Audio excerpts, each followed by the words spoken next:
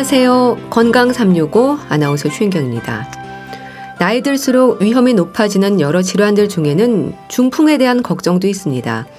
삶의 질을 떨어뜨리는 중풍의 위험은 마비 증상으로 인한 움직임의 제한이 생길 수 있는데요. 뇌졸중과 중풍은 어떻게 이해하면 될까요? 한의학에서 설명하는 중풍의 위험, 그리고 환자들의 치료와 재발까지 오늘은 중풍에 대해서 자세히 알아봅니다. 건강 365 이태종의 화양연화 듣고 시작하겠습니다. KBS 라디오 건강 365 함께하고 계십니다. 중풍 환자들은 풍 맞았다는 표현을 합니다. 풍을 맞았다는 건 어떤 의미일까요? 그리고 중풍과 뇌졸중은 같은 질환으로 생각하면 되는 걸까요? 경희대 한의대 침구과 김용석 교수와 함께합니다. 교수님 안녕하세요. 네, 안녕하세요. 중풍과 뇌졸중은 같은 의미를 생각하면 될까요? 조금 다르게 이해한다는 말도 있던데요. 네, 중풍하고 뇌졸중은 뭐 거의 비슷한 의미라고 볼 수 있고요. 네. 중풍이라는 건 우리 뭐 한의학에서 쓰는 용어고, 또 뇌졸중이라면 이제 서양의학에서 얘기하는 거죠. 이게 중풍이라는 건 말 그대로 바람을 맞았다. 이게 이제 중풍이고요. 뇌졸중이라는 것은 뭐냐면 졸중이라는 건 갑자기 쓰러졌다라는 거고요. 그 원인이 뇌 때문에 생겼다 해서 뇌졸중이거든요. 이제 한의학에서는 뭐 풍병이라고 해서 바람을 맞았다 이렇게 얘기를 하잖아요. 우리가 바람을 맞았다는 것은 무슨 말이냐면 사람이 나타나는 증상들이 보고서 이것이 바람이냐 불이냐 뭐 이런 것들을 확인하거든요. 이렇게 산에서 막 연기가 나면 우리가 저기 불났다 이렇게 얘기하잖아요. 그러니까 우리 몸에서 막 흔들린다. 또 막 가지 같은 게 부러진 것처럼 한쪽이 마비됐다 이러면은 나무에 어떤 바람을 맞아서 이렇게 생겼다 이렇게 생각하시면 되잖아요. 그것처럼 우리 몸에도 마찬가지로 몸이 흔들리거나 어지럽거나 한쪽이 마비거나 이러면 바람 맞았다 이렇게 해서 이제 중풍이라는 병명이 생긴 거고요. 그러다 보니까 중풍이라는 개념은 어떻게 보면 더 넓은 개념이라고 볼 수 있겠고 그 중에 하나가 이제 바로 뇌졸중이라고 볼 수가 있겠죠. 그러니까 어지러움증이 생기거나 뭐 마비가 생기거나 뻣뻣함이 생기거나 몸이 흔들리거나 이런 형태가 나타나는 것이 전체적인 다 풍의 현상으로 봤다면 그 중에서 이제 뇌와 관련돼 있는 것을 뭐 뇌졸중 이렇게 표현하는 거죠. 네, 중풍이 좀 더 포괄적인 의미로 생각하면 되겠네요. 근데 아무래도 이제 일반적으로 생각할 때는 좀 더 포괄적인 개념이라고 보지만 대부분의 우리가 흔히 얘기하는 중풍이라는 이야기하는 것은 뇌졸중으로 이해하는 경우가 또 상당히 많이 있죠. 네. 중풍으로 쓰러졌을 때 많은 분들이 걱정하는 게 마비로 이어지는 후유증입니다. 후유증이 남을 수 있는 위험이 그만큼 높은 걸까요? 그렇죠. 이제 나이 드신 분들이 두려워하는 대표적인 질환이 세 개가 있는데 하나가 이제 중풍이고 또 이제 치매고 또 하나 이제 암이거든요. 중풍은 아무래도 전 세계적으로 암에 이어서 두 번째로 높은 사망 원인인데 문제는 뭐냐면 이게 생존한다 할지라도 이제 후유증이 심각해요. 그러다 보면 개인적으로도 또는 사회적으로도 가족적으로도 커다란 부담을 안기게 되거든요. 왜냐하면 중풍이라는 건 뇌혈관에 어떤 문제가 있어서 영양 공급을 못 받고 산소 공급을 못 받아서 뇌신경세포가 죽는 거거든요. 그러면 이런 뇌신경세포들은 100% 회복이 어려워요. 그러니까 이제 후유증이 많이 생기죠. 그러면 장애가 생기잖아요. 그러면 스스로 일상생활을 하기가 힘들어요. 그러니까 누군가의 도움이 필요하잖아요. 그리고 또 치료비도 만만치 않잖아요. 완전히 회복이 되는 병이 아니니까 계속해서 이제 지출해야 되니까 아무래도 이제 긴 병에 효자 없다는 말도 그래서 나온 거라고 생각이 들어요. 그러니까 대부분의 질환이 그렇지만 중풍도 초기 치료가 중요하지 않습니까? 그러니까 시간이 지날수록 치료에 좀 인내가 필요하겠어요. 아무래도 중풍은 1분 1초가 아주 정말 시간을 다투는 질환이거든요. 왜냐하면 혈관이 막히면서 또 뇌세포에 혈액 공급이 안 되고 또 산소 공급이 안 되면 뇌세포는 손상되거나 죽게 되거든요. 한 번 손상된 거는 뇌세포 다시 살릴 수 없다고 얘기했잖아요. 그러니까 빠른 치료가 필요한 거고요. 최소한 뭐 3시간 내에 우리가 골든타임이라고 얘기하잖아요. 그래야 적극적인 처치를 해야 뇌세포의 손상을 최소화할 수가 있거든요. 예. 그 이상 넘어가게 되면 이게 회복이 잘 안 될 수 있고 손상 범위가 더 커질 수도 있기 때문에 골든타임을 잘 지켜야 되고, 또 한 번 손상된 부분들을 100% 회복이 안 되기 때문에 꾸준하게 관리가 해야 되죠. 그러다 보면 아무래도 인내가 필요한 그런 질환이라고 볼 수가 있습니다. 예.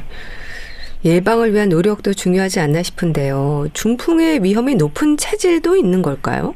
예, 사실은 병은 초기에 치료해야 되는 것이 상당히 중요하지요. 더 예. 커지지 않게 해주는데, 근데 그것보다 더 중요한 것은 병이 생기지 않도록 예방하는 거죠. 이걸 이제 한의학에서는 치밀병이라고 얘기를 하거든요. 병이 생기기 전에 미리 그것들을 관리하고 치료한다라는 거고요. 예. 사실은 중풍 같은 뇌혈관 질환들은 혈관이 막혀서 생기거나 혈관이 터져서 생기는 질환인데, 이런 경우는 갑자기 어느 날 오는 것처럼 느껴지지만 사실은 그 혈관에 어떤 불순물이 쌓이거나 문제가 점점 쌓이고 고이다가 어느 순간에 생기는 현상이기 때문에 이런 예방적인 차원이 상당히 중요하거든요. 그래서 중풍은 뇌의 어떤 혈관의 문제이기 때문에 혈관에 영향을 줄 수 있는 질환이 이런 원인이 될 수가 있어요. 그거는 이제 위험인자라고 얘기를 하거든요. 예. 이런 위험인 중에 가장 중요한 게 이제 혈압이에요. 근데 65세 이상의 아까 3분의 2 정도가 고혈압이 있거든요. 그러면서 혈압이 높아질수록 이런 중풍 발생들이 더 높아질 수 있고요. 또 당뇨병도 마찬가지고 이런 현상이 생길 수 있거든요. 그러다 보니까 혈당 관리도 잘해야 되고 혈압 관리도 잘해야 되고, 또 콜레스테롤 농도가 또 뇌 경색이 아주 큰 위험인자로 알려져 있지요. 심장병도 마찬가지고. 그런데 문제는 뭐냐면 이런 중풍 발생의 위험인자가 또 잘 관리를 했지만 또 여전히 그 외에도 여러 가지 원인에 의해서 특히 이제 체질적인 불균형에서 이런 중풍이 생길 수가 있어요. 체질이라는 것은 또 쉽게 얘기하면 이런 거거든요. 우리 몸이나 마음의 어떤 상태에서 질병이 발생될 수 있는 환경적인 인자다, 이렇게 볼 수가 있거든요. 그러니까 우리가 쉽게 보면 태풍이 언제 불어오는지를 생각하면 이제 쉬울 수 이해할 수 있을 거예요. 한의학에서는 그래서 중풍이 발생되는 원인을 3가지로 봤거든요. 첫 번째가 이제 주화설이라고 해서 스트레스 많이 받거나 열받잖아요. 그런 열로 인해서 바람이 부는 거예요. 우리가 그 태풍 불 때도 열이 나면서 온도가 높아지면서 이런 현상들이 생기잖아요. 또 주기설이라고 해서 근심과 걱정이 너무 지나쳐서 기가 막혀서 생기는 경우도 있고요. 또 주습설이라고 해서 습기가 좀 많아서 그게 열이 생기고, 열이 생긴 다음에 이제 풍이 생기는 이런 형태가 될 수 있거든요. 그래서 이제 한의학에서는 이제 중풍의 원인들을 보면서 뭐 체질에 따라서 뭐 습담이다, 화열이다, 음허다, 뭐 어혈이다, 기혈이다, 이렇게 이제 구분을 하게 되죠. 예. 습담, 화열, 음허, 어혈, 기혈 어려운데요. 하나하나 좀 설명해 주시면 좋겠습니다. 우선 습담은 뭔가요? 그렇죠. 습담, 화열, 음허, 어혈, 기혈 어렵죠. 이제 용어 자체가. 근데 이제 그게 어려울 게 아니고요. 이제 습담이라는 것은 뭐냐면은 몸에 조금 불순물이 많다, 이제 비만하다, 이렇게 보시면 될 것 같거든요. 그래서 비만한 사람이 이제 중풍이 잘 걸린다라고 이야기를 하는 것도 바로 이제 습담이라고 볼 수가 있겠지요. 그다음에 뭐 화열이라는 건 뭐 스트레스 열받는 사람, 음호는 뭐 노화 현상, 어혈은 뭐가 노폐물이 찌꺼기가 있는 거, 기혈은 뭐 기운이 약한 거, 뭐 이렇게도 해석해 볼 수가 있죠. 우선 비만을 왜 습담이라고 하나요? 습담이라고 생각해 보면 이제 습이라는 건 우리 쉽게 습기 이렇게 쉽게 이해할 수 있잖아요. 그러니까 우리 몸에서 물기가 많이 들어가 있으면 무겁다는 느낌을 들거든요. 이게 쉽게 얘기하면 비 맞은 옷을 입게 되면 무겁잖아요. 우리 몸에 습기가 들어가면 그만큼 무거워지는 거고요. 또 비가 올라 그러면 몸이 좀 무겁잖아요. 이런 현상도 마찬가지로 습담이라고 볼 수 있는데, 이 습담이라는 건 뭐냐면은 우리 몸에 이제 불순물 같은 게 많이 꼈다. 그 다음에 지방 같은 게 많이 껴서 순환에 영향을 생긴다. 그리고 이런 습이 쌓이면 열이 되고, 열이 쌓이면 이제 풍이 생기는 거죠. 태풍이 오는 것도 마찬가지잖아요. 습한 기운에 있다가 열이 높아지면서 이런 현상들이 생길 수 있는 거죠. 비만이 중풍 위험을 높이는 건 그럼 왜 그렇습니까? 비만이라는 것은 살이 많이 쪘다는 거잖아요. 예. 그러면 그만큼 체내에 지방이 많이 축적돼 있다라는 거고요. 또 우리가 이 섭취한 에너지 중에 이제 사용하고 남은 것들은 이제 지방으로 축적되잖아요. 쉽게 표현하면 이제 혈액 중에 지방이 많아지는 뭐 이상 지질혈증 같은 게 생기고, 또 혈관에 이런 것들이 쌓이면 동맥경화가 생기잖아요. 예. 그 다음에 간에 생기면 뭐 내장 비만이 생기고, 또 이제 뇌혈관에 쌓이면 뭐 뇌경색이 되기도 하고, 심장에 가면 뭐 심근경색 정도 생기는 이런 현상들이 나타날 수가 있기 때문에 예. 비만하게 되면 중풍을 많이 발생될 수가 있죠. 예. 화열은 어떤 건가요?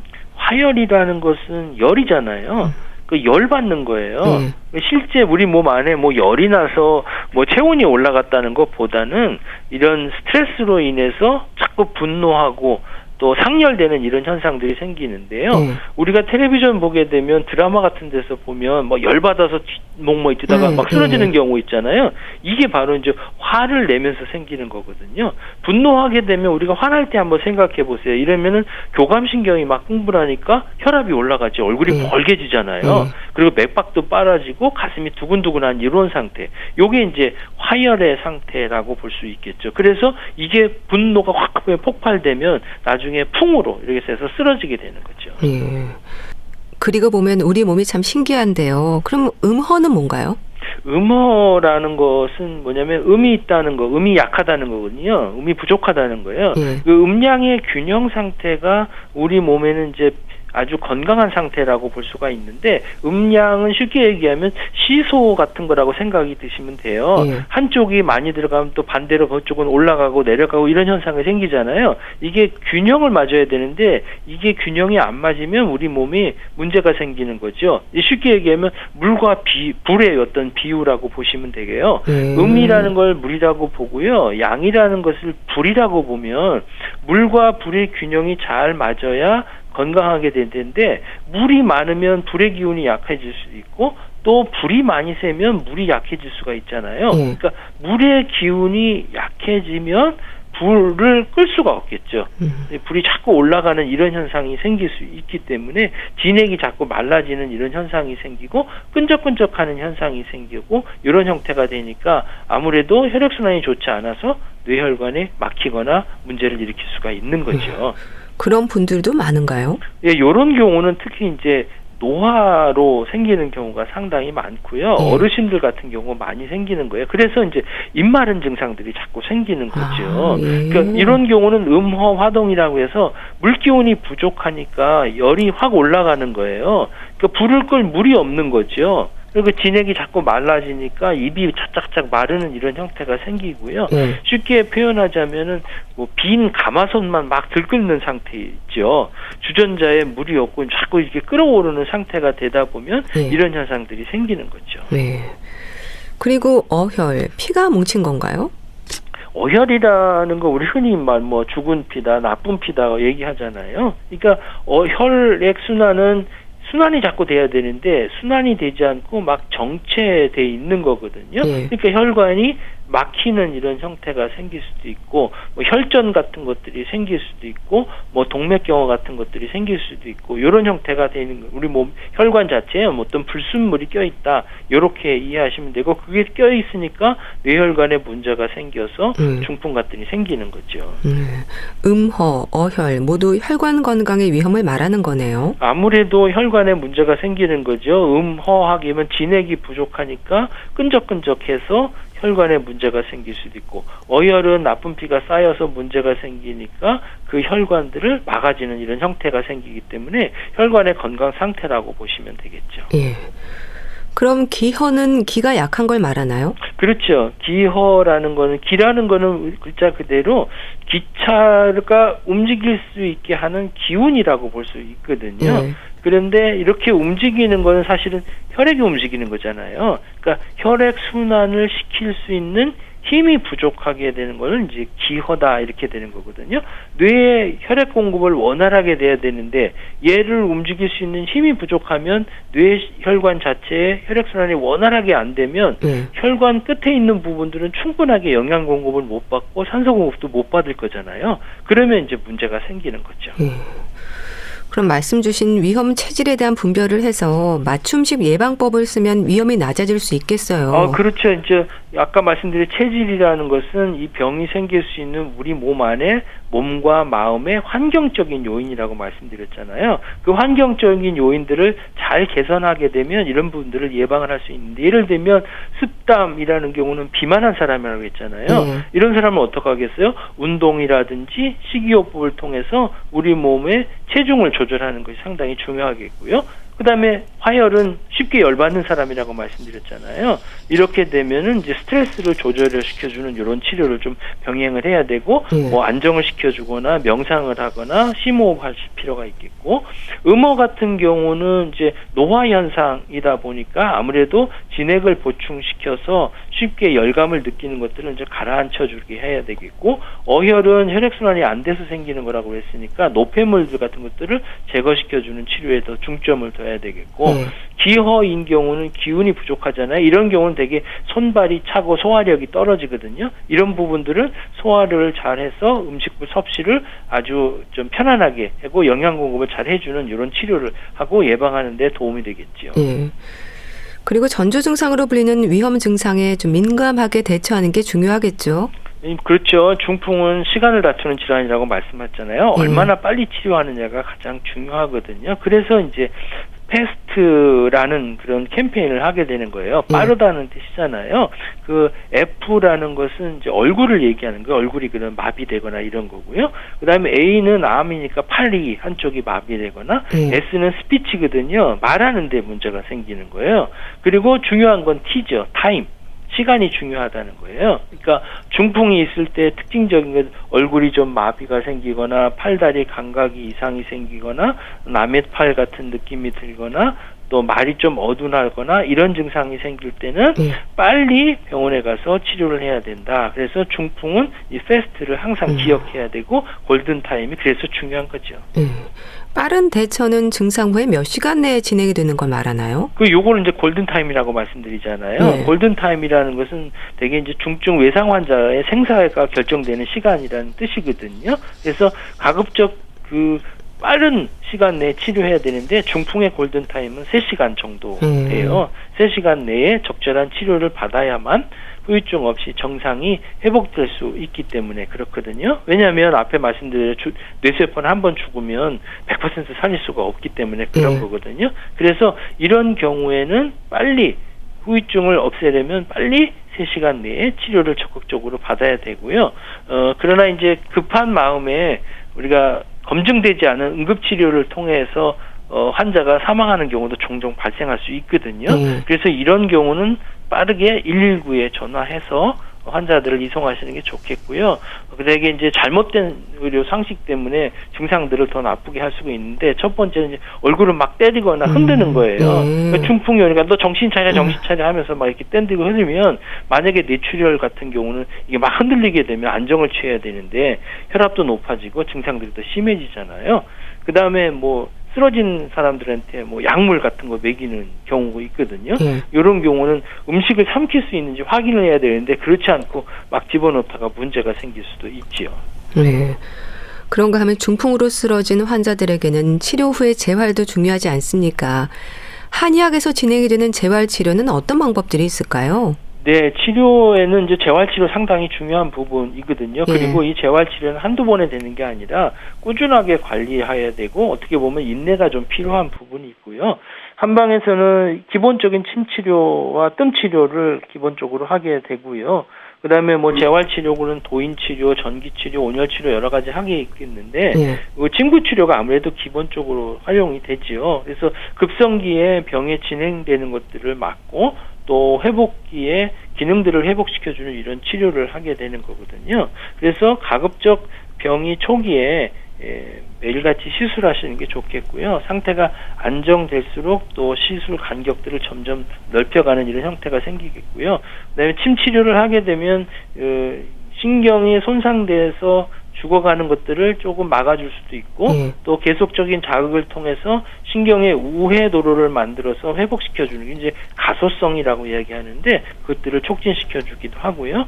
그 다음에 재활치료는 이제 마비가 됐으니까 계속해서 운동을 시켜서 신경들에게 이제 다시 기억하게 만들어주는 리프로그래밍 해주는 것들을 운동을 가장 기본적으로 해야 되고요.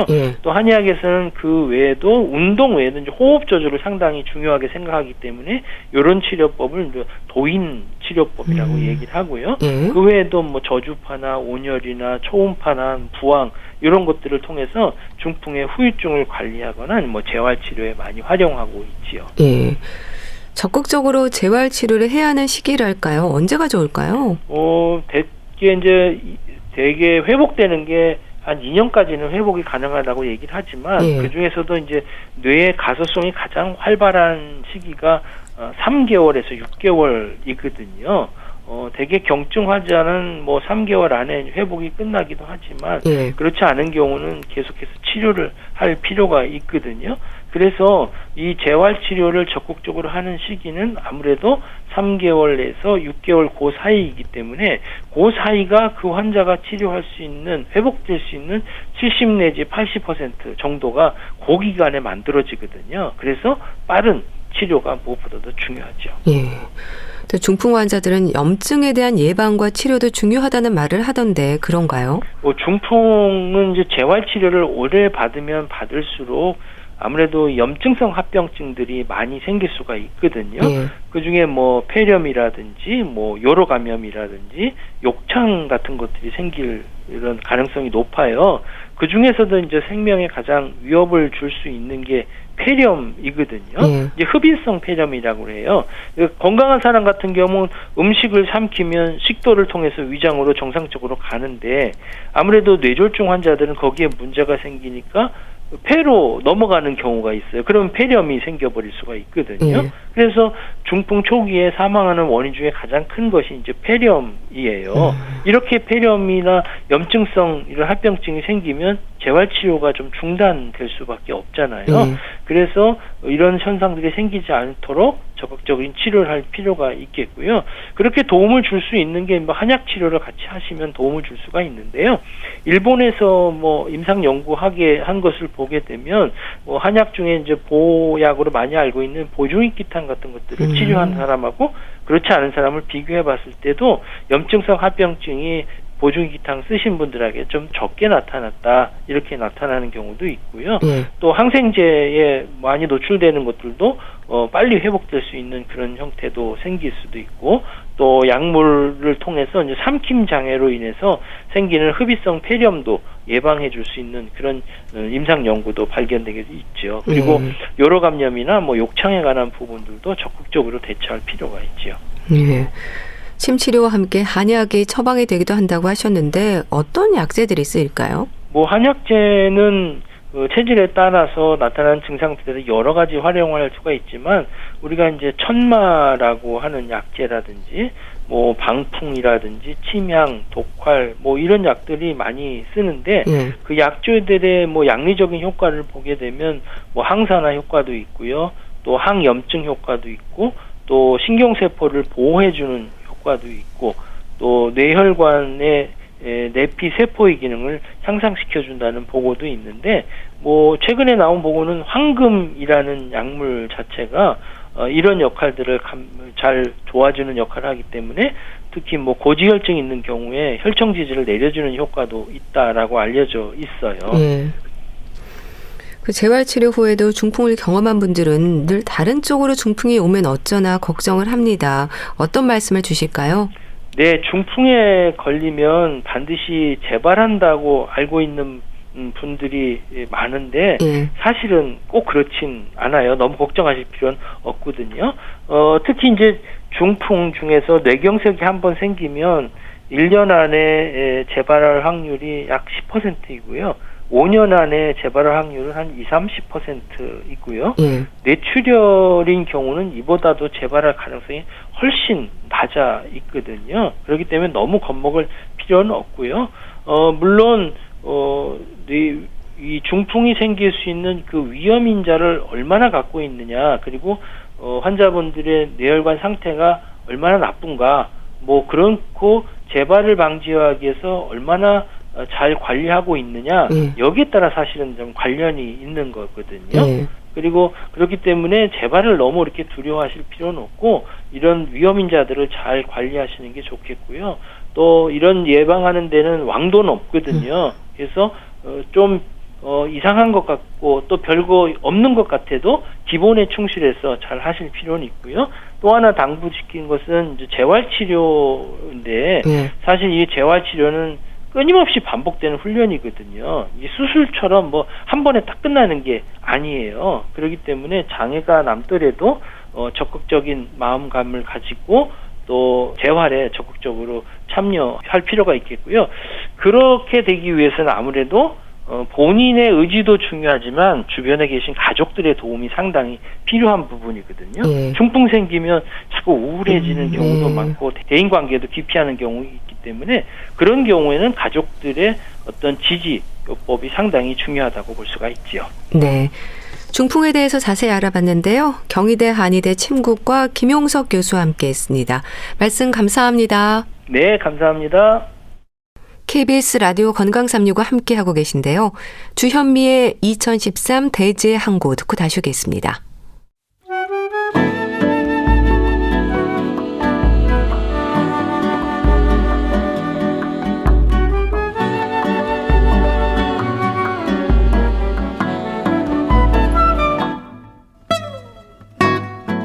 건강한 하루의 시작. KBS 라디오 건강365 최윤경 아나운서의 진행입니다. KBS 라디오 건강365 함께하고 계십니다. 주말의 건강책 정보. 오늘은 어떤 책을 소개해 주실까요? 북컬럼니스트 홍순철 씨와 함께합니다. 안녕하세요. 네, 안녕하세요. 요즘 저는 아버지께 책을 읽어드립니다. 책 제목만으로도 일단 뭔가 좀 울컥하네요. 그렇습니다. 저도 이 책을 읽으면서 자연스럽게 흐르는 눈물을 몇 번, 감출 수밖에 없었는데요. 이 비블리오 테라피라는 말이 있습니다. 이 말은 책을 의미하는 그리스어 단어 비블리오 그리고 치료를 의미하는 단어 테라피가 결합된 말이죠. 그대로 해석하자면 책으로 사람을 치유한다라는 뜻입니다. 보통 우리가 독서 활동을 통해서 마음의 불안이나 우울을 치료할 때 이런 비블리오 테라피라는 말을 쓰게 되는데 책의 힘은 정말로 놀라운 것 같습니다. 요즘 저는 아버지께 책을 읽어드립니다. 이 책을 읽으면서 다시 한번 깨달았는데요. 책은 마음의 질병만 치료하는 것이 아니라 깨어진 관계도 회복할 수 있는 것 같습니다. 그리고 병든 몸, 아픈 몸, 나이 들어 움직일 수 없는 몸도 치료하는 것 같습니다. 이 책에 그 놀라운 힘이 소개가 되고 있는데요. 책의 저자인 김소영 씨는 출판 잡지계에서 알아주는 여성 CEO였습니다. 많은 분들이 좋아했던 엘르, 코스모폴리탄, 에스콰이어 이런 잡지를 발행하는 대형 잡지사가 있었는데 거기에 대표이사를 역임을 했어요. 그리고 실제로 이분의 꿈이 세계를 무대로 일하는 미디어 회사의 CEO였다고 그럽니다. 그러니까 자신의 꿈을 이룬 선망의 여성이었던 거죠. 2010년 2월 10일 기자였던 남편을 따라서 온 가족이 중국에서 거주하고 있었다고 그럽니다. 그때 서울에 계신 아버지의 낙상 소식을 듣게 됩니다. 사실 요즘 어르신들은 가장 조심해야 되는 것이 낙상이다라고 이야기할 정도로 맞아요. 낙상 때문에 예기치 않은 상황에 맞이하는 분들이 정말로 많이 있거든요. 마찬가지였습니다. 저자 역시도 그날 이후에 아버지가 갑작스럽게 3, 4번 경추알에 온 신경에 손상을 입어서 전신마비가 되는 상황을 경험하게 됩니다. 그리고 이 상황에서 그녀가 별로 할 수 있었던 일이 없었다고 그래요. 그나마 어머니가 곁에 계셨기 때문에 어머니가 하루 종일 아버지의 병수발을 하셔야 됐고 그저 열심히 살아온 죄밖에 없었는데 그렇게 묵묵히 살아오신 부모님께 갑작스럽게 고난이 닥쳐온 것이죠. 그리고 그 상황을 딸은 받아들이기 너무 힘들었다라고 고백하고 있습니다. 그러니까 말씀하셨듯이 노인들에게 낙상은 골절로 이어지는 경우가 많아서 정말 조심을 하셔야 되잖아요. 아버지의 낙상 사고로 인한 전신마비, 특히 멀리서 이 소식을 들었을 때 얼마나 놀라셨을까요? 그렇습니다. 중국에서 한참 바쁘게 생활하고 있는데 아버지의 사고 소식을 들었습니다. 예. 남부럽지 않은 커리어를 쌓아가면서 더 높은 곳을 향해서 올라가던 저자에게 청천벽력 같은 소식이었던 거죠. 근데 사실 이 소식이 들려오기 전에 저자는 또 다른 고난을 겪고 있었습니다. 예. 그러니까 저자는 그때 상황을 신이 나에게 일과 가정 가운데 하나를 내려놔라 라는 신호를 보낸 것이었다 라고 이야기하고 있는데요. 예. 한국에 있을 때 초등학교 5학년 아들이 갑작스럽게 연락이 안 되고 경찰에 신고를 합니다. 예. 근데 마지막 휴대폰 신호가 잡힌 곳이 한강 둔치였어요. 이렇게 되면 이제 어머니의 상상력은 온갖 부정적인 방향으로 흘러가게 됩니다. 예. 왜 우리 아이가 갑자기 이런 선택을 한 걸까?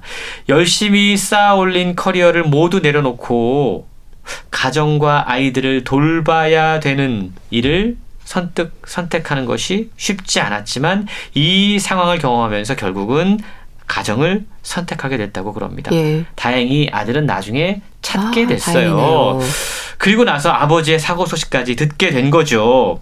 아버지의 사고 소식을 듣고 나고 또 가정에 닥친 고난, 자식의 방황을 쉽게 받아들일 수 없었던 저자는 그날 이후로 자신의 마음을 다독이기 위해서 치유와 관련된 책을 모조리 골라서 읽었다고 그럽니다. 예.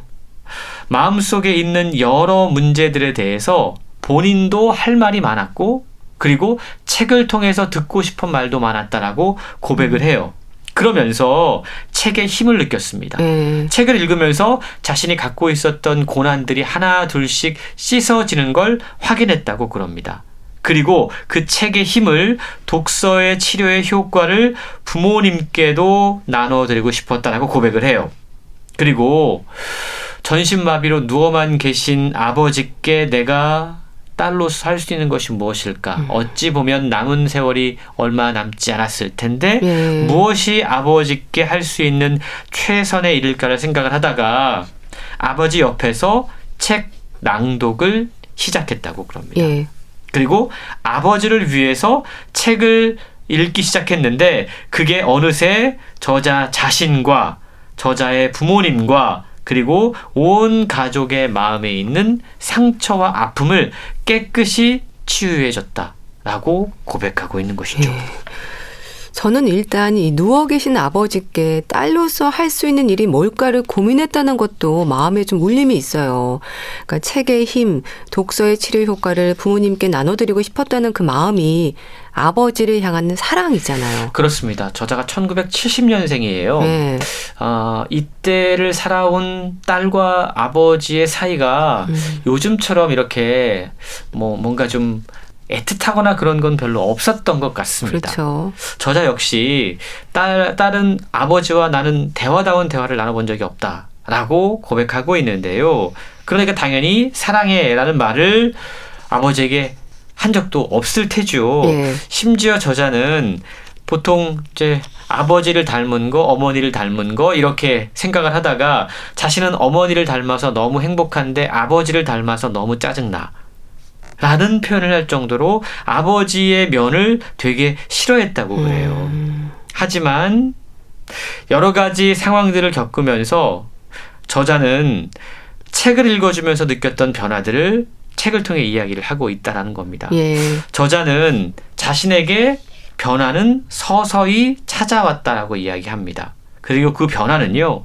딸이 병상에 있는 아버지에게 책을 읽어드리면서 시작됐다라고 자신 있게 고백을 하고 있는데 소설, 에세이, 고전 문학, 우화집, 성경 무려 30여 권에 이르는 책을 아버지 앞에서 읽어줬습니다. 예.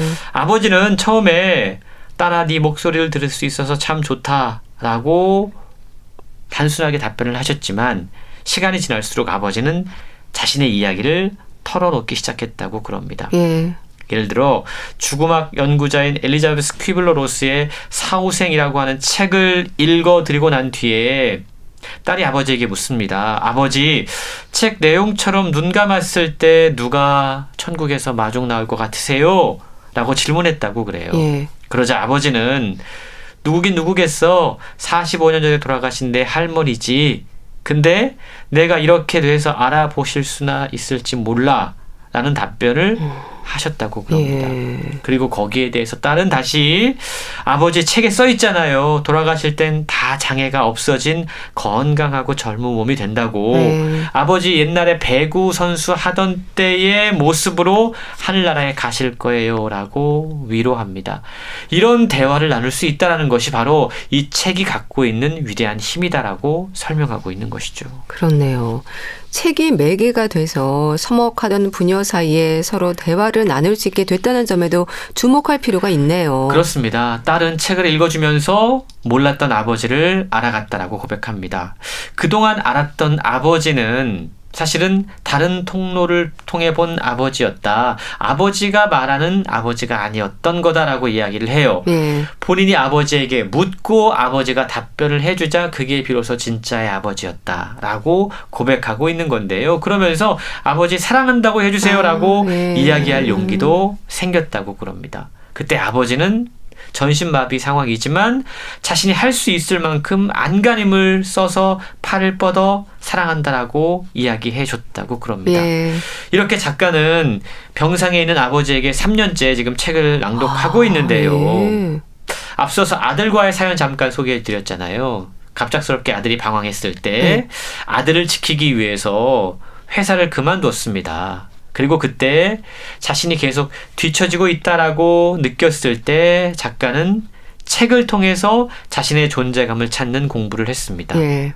그때 뭐 아로마 테라피, 컬러 테라피, 각종 테라피를 다 찾아봤지만 책에서 비블리오 테라피를 통해서 답을 찾았다라고 이야기를 하고 있고요. 예. 또 아버지에게 책을 읽어드리면서 자신은 해답으로 가는 길에 접어들었다라고 고백하고 있는데요. 아버지가 학창 시절에 배구 선수를 하셨다고 그래요. 그랬던 아버지가 예. 갑작스럽게 전신마비 상황이 됐다. 사실 상상만으로도 상당히 안타까운데요. 더 안타까운 건 그 전신마비된 아버지를 곁에서 돌봐야만 했던 어머니의 상황이었습니다. 예. 어머니의 고통도 이만저만이 아니었다고 그러는데요. 새벽 6시에 일어나서 하루 4번 소변을 빼고 기저귀를 갈고 일주일에 한 번씩 관장을 하고 세수, 양치질, 밥과 약을 먹이는 건 물론이고 예. 일상의 모든 움직임을 대신해야 되는 게 어머니의 일과였습니다. 그렇게 13년 아이고. 지금 아버지를 돌보셨는데 어머니가 그 노고 때문에 치아가 15개가 빠지고 예. 입마른 병도 생겼다고 그럽니다. 정말 자식된 도리로 이런 상황을 그냥 지켜보기만 하는 것도 참 힘들었을 것 같아요. 그러면서도 막상 할 수 있는 일이 별로 없다는 것에 절망하는 게 또 현실이기도 하고요. 그렇습니다. 우선은 자신이 살겠다고 책을 읽기 시작을 해서 이제는 책을 읽으면서 아버지를 살리고 있다라는 겁니다. 예. 아버지 제가 책을 읽고 나서 행복해졌거든요. 그래서 아버지한테도 책을 읽어드리고 싶어요 라는 말이 시작이었다고 그래요. 처음에는 읽기 쉽고 재미도 있고 의미도 있는 우화집을 소개해줬다고 그럽니다. 예. 그리고 아버지한테 아버지 어떤 책 읽어드릴까요? 라고 물었습니다. 우리가 지난 3년 이 코로나19 팬데믹 기간을 지나왔잖아요. 그때는 아버지를 자주 찾아뵐 수가 없는 상황이어서 집에서 휴대폰의 녹음 기능을 활용해서 낭독 파일을 만들어서 전송해 드렸다고 그럽니다. 이런 식으로 책 읽어주는 것을 멈추지 않았는데요. 매일 아침 세탁기를 돌려놓은 뒤에 골방에 앉아서 휴대폰을 틀어놓고 20-30분씩 낭독했다고 그래요. 예. 이 파일을 받아서 휴대폰을 틀면 부모님 모두 내 목소리 들으니까 너무 좋다. 이런 반응을 보이셨는데 그 다음에는 너 굉장히 재밌게 읽는구나 라고 얘기하셨고 그러더니만 온갖 짜증과 스트레스에 빠져 있었던 어머니의 언어가 바뀌는 걸 느꼈다고 그럽니다. 사실 누구나 자기 문제가 가장 절대적이고 더 커 보인다라고 느껴요. 그런데 책을 통해서 다양한 사람들의 이야기를 듣다 보면 나의 이야기가 자그마해집니다. 예. 나보다 더 힘든 사람이 있네, 나보다 더 어려운 사람이 있네, 더 어려운 환경의 인물이 있네 라는 생각을 하게 된다라는 거죠. 그러면서 자연스럽게 어머니도 자신의 삶에 좋았던 일, 감사한 순간들을 떠올리게 된다고 그럽니다. 시각과 관점의 변화가 생겨나면서 어머니 역시 정말 꽉 막힌 공간에서 조금씩 밖으로 나오는 것을 확인할 수 있다라고 이야기를 하고 있는데요. 예. 무엇보다 자식이 부모를 살리겠다라고 무엇이든지 하고 있다는 그 느낌이 실제로 부모를 살아내게 한다라고 저자는 이야기하고 있습니다. 네. 근데 13년간 전신마비인 아버지를 보살핀다. 그러니까 배우자 입장에서도 참 어려움이 많았겠죠. 그렇습니다. 사실 환자와 돌보는 사람 사이, 아무리 사랑하는 사이라고 하더라도 서로 마음이 틀어지기 마련이거든요. 네. 13년입니다. 아버지를 돌보면서 어머니의 몸과 마음에도 깊은 병이 들었다고 그러는데요. 그런데 그 병을 낫게 한 것이 바로 딸의 책 읽는 목소리였다고 그럽니다. 예. 그 소리를 들으면서 어머니의 마음에 긍정적인 변화가 생겼고 또 당연히 아버지에게도 그 감정이 전달이 됐습니다. 불면증에 시달렸던 엄마는 딸의 목소리를 들으면서 스마트폰을 켜놓고 잠이 드셨고 순간적으로 감정을 조절하지 못해서 폭발했던 그런 순간도 잦아들었다고 그럽니다. 예. 구체적인 예를 들면 시인 정호승 작가의 우화소설 산산조각이라는 작품이 있는데 이 작품 가운데 서남사 해우소라는 글이 있습니다. 예. 그 내용은 차밭에서 안락하게 지내던 잘생긴 바윗돌이 있었는데 이 바윗돌이 어느 날 해우소의 받침돌이 되는 이야기입니다. 그러니까 풍경 좋은 데 있다가 화장실에서 온갖 더러운 것들을 받는 처지가 된 이 바위의 이야기, 예. 이걸 읽는 딸의 목소리를 들으면서 엄마는 눈물을 흘렸고 딸 역시도 이 책을 읽으면서 눈물을 흘렸다고 그럽니다. 예. 그러면서 어머니가 나중에 이런 이야기 했다고 그래요. 오늘 내가 들려준 이야기는 마치 나의 삶과 같구나 라는 대목. 참 뭉클한 감정이 듭니다. 네. 그러니까 책 읽어주는 딸의 목소리가 주는 긍정의 힘. 돌보는 어머니의 마음에도 변화를 가져온 거네요. 그렇습니다. 매일 아침 엄마 아버지 힘내시라고 책을 읽어 보내는 딸의 녹음 파일을 틀어놓고 남편 아침밥을 챙깁니다. 예. 오랜 세월 병석에 누운 남편도 딸의 목소리를 들으면 얼굴에 미소가 걸리면서 생기가 돌지요. 고난 속에서도 버티는 힘은 삼남매의 지극한 효심과 맏딸의 사랑의 목소리 덕분입니다. 예. 이 내용이 바로 어머니가 이 책에 남긴 추천사예요. 어머니가 딸의 이 책에 추천사를 남겼습니다. 얼마나 감동적인 사연일지요. 네. 지난 2년 동안 부모에게 책을 읽어드린 딸, 그 딸의 책 출간을 기념하면서 이런 글을 쓸 수 있는 것도 너무 감사한 일인 것 같습니다. 책을 읽으면서 우리가 건강을 이야기하고 있는데 가장 중요한 게 역시 관계가 아닌가라는 생각을 맞아요. 해봤어요. 예. 이 시대가 잃어버리고 있는 것들이 너무 많다. 마음의 회복이 필요한 사람들, 삶의 여정에서 막다른 길에 부닥쳐서 어디로 가야 할지 모르는 사람들에게 지금 필요한 것은 사랑한다고 이야기해주는 목소리, 그리고 관계, 그리고 우리 모두의 서로를 향한 안부를 묻는 마음이 아닐까라는 생각을 해봤습니다. 네. 자, 소개해 주신 요즘 저는 아버지께 책을 읽어드립니다. 잘 들었습니다. 북컬럼니스트 홍순철 씨와 함께 했는데요. 감사합니다. 고맙습니다. 유리상자의 사랑하기 좋은 날 보내드리면서 인사드릴게요. 건강365 아나운서 최인경이었습니다. 고맙습니다.